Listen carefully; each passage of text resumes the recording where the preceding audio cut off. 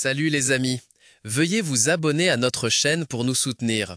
Bonjour, mesdames et messieurs, bienvenue à notre présentation d'aujourd'hui qui porte sur le thème « Je suis allé faire du jogging et j'ai couru droit dans ses bras, histoire gay ». Il est important de souligner dès le départ que nous abordons ce sujet avec sensibilité, respect et le sérieux nécessaire. Notre objectif est de développer une compréhension plus approfondie de la représentation de l'homosexualité dans la littérature et les médias, tout en tenant compte des contextes sociaux dans lesquels de telles histoires sont créées et reçues. La formulation « Je suis allé faire du jogging et j'ai couru droit dans ses bras » histoire gay, est un exemple d'introduction littéraire qui crée immédiatement une certaine attente chez le lecteur.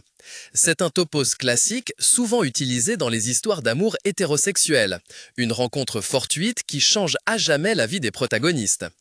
L'ajout de « histoire gay » attire cependant l'attention sur un aspect longtemps marginalisé ou rendu invisible, la représentation de l'amour et des relations entre hommes. L'histoire de la représentation de l'homosexualité dans la littérature est complexe et marquée par la censure, la discrimination et les stéréotypes.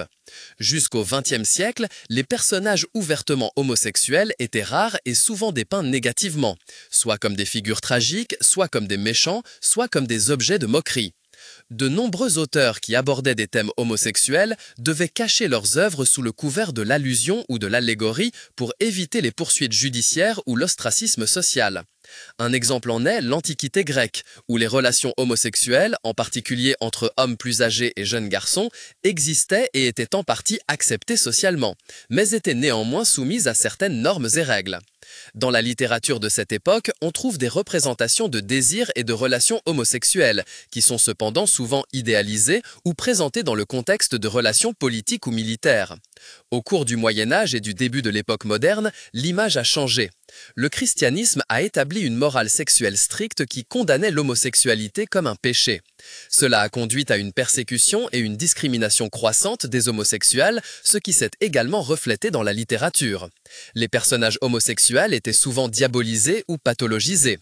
Ce n'est qu'au XIXe et XXe siècle que les choses ont commencé à changer lentement. Des auteurs comme Oscar Wilde et André Gide osèrent écrire ouvertement sur leur homosexualité et créer des personnages qui vivaient leur orientation sexuelle avec assurance.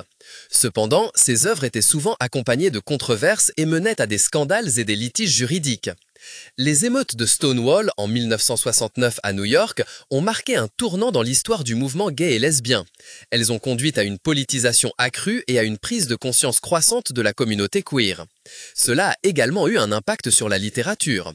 Au cours des décennies suivantes, de nombreux romans, poèmes et pièces de théâtre ont vu le jour qui abordaient des thèmes homosexuels et dépeignaient de manière authentique la réalité de la vie des gays et des lesbiennes.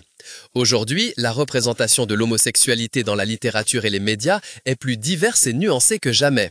Il existe une large gamme de genres et de styles qui abordent les aspects les plus variés de la vie gay. Des histoires de coming out aux romans d'amour en passant par les drames politiques, tout y est. Il est toutefois important d'être conscient que la représentation de l'homosexualité peut encore être empreinte de stéréotypes et de clichés. Tous les personnages gays ne doivent pas être féminins, soucieux de la mode ou à la recherche du grand amour. Il est important de refléter une diversité de perspectives et d'expériences afin de donner une image réaliste et nuancée de la communauté gay.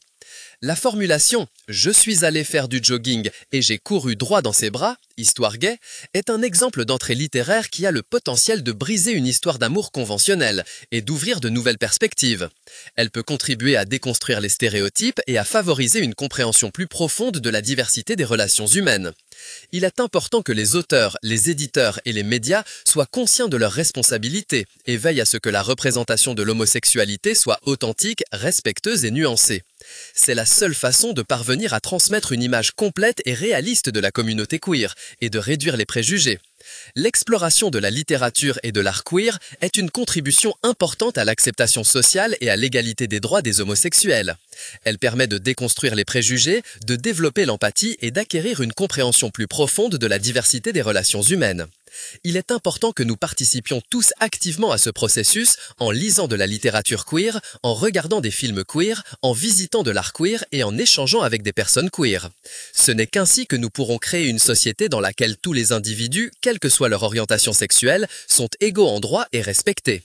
En résumé, la représentation de l'homosexualité dans la littérature et les médias est le reflet de l'évolution de la société.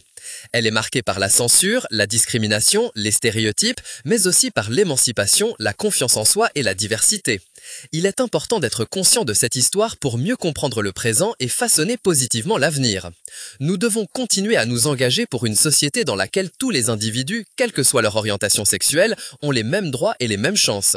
La littérature et les médias peuvent jouer un rôle important à cet égard en racontant des histoires authentiques et nuancées qui déconstruisent les préjugés et favorisent l'empathie.